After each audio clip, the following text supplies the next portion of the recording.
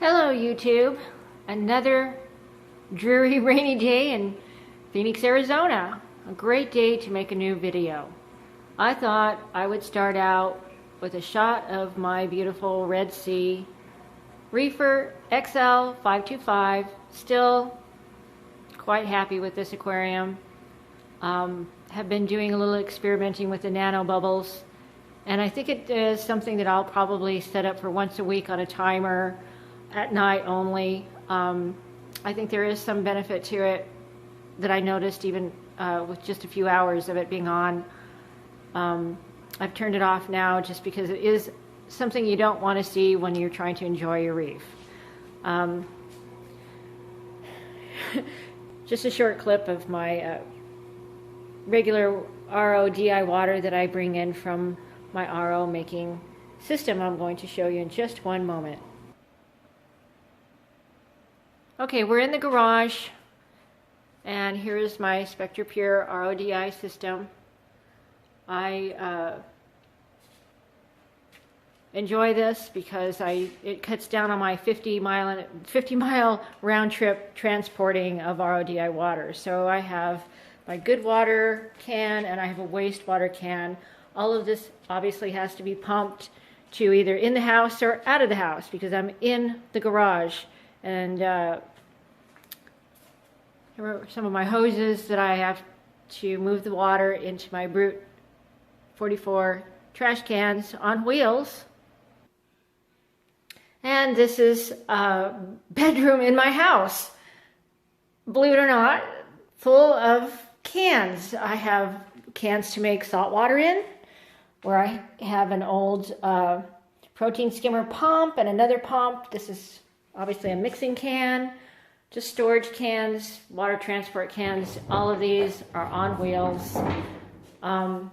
Something else that I was going to show you were things that I no longer need on my Redsea Reefer because there's no need for it. This is awesome. I don't have to do a weekly filter change on my nuclear filter, which of course required more pumps and more heat gain. I am so happy that I have eliminated so much more work, even though obviously I'm prepared for the worst with all of these cans. And just like anyone else who has been in this hobby for a long time, you've got a closet full of, or storage area full of protein skimmers and you name it, it's there. Nobody has clothes in their closet. Good grief. We need to have our storage area. As a matter of fact, it would be just a chore for me to do a workout on my stepper. So just to get to it. Anyhow, it was just kind of a glimpse into the simplicity that the Redsea Reefer has provided for me. I will be able to eliminate a few more things, maybe on Craigslist. So we're back to the aquarium.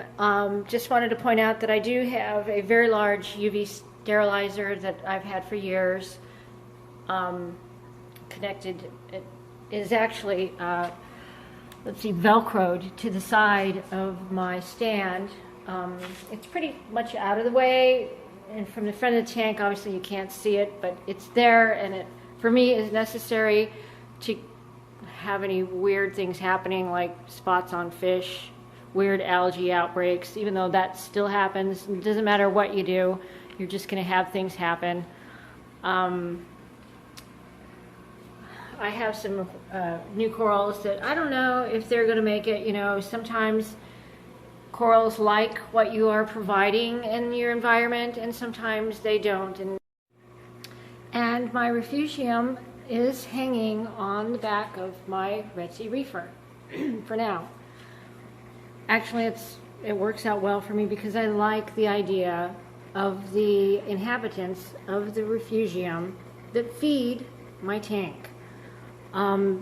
There's so much microscopic fauna living in this aquarium, Refugium, and obviously it's kind of hard for me to show you everything in here, but it is really something that I believe I like all of my critters to have as much natural food as they can, and this is providing and by a gravity feed, basically, without having to go through pumps,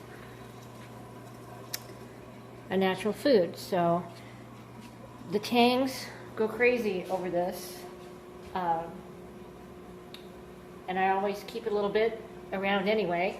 And because these are smaller fish, just nipping at it isn't tearing it up. Some of my bigger fish that I've had in the past, this would never work. There would be a frenzy. All of the food would be gone. There would be no plants. You could not have a little patch of green, and you really shouldn't. But because all of these fish, you can tell this has been nipped at quite a bit. They keep it in check. I haven't had to manage it very much. Some scissors. I see a little trailer coming out here into the sand. Yep, that'll be nipped off.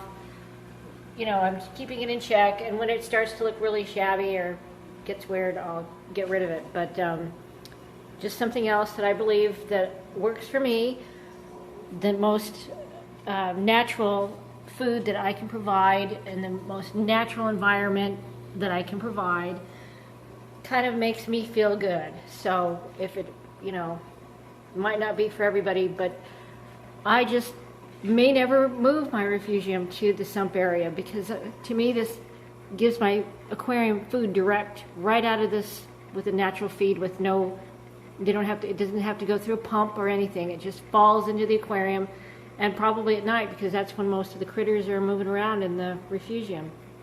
So it works out for me, and I've had hang on refugiums even when this aquarium was a reef tank, a smaller refugium that was on this tank. So it's just something that I've just always believed in. Hopefully you've enjoyed this, and I hope everyone's having a happy holiday. Thank you for watching.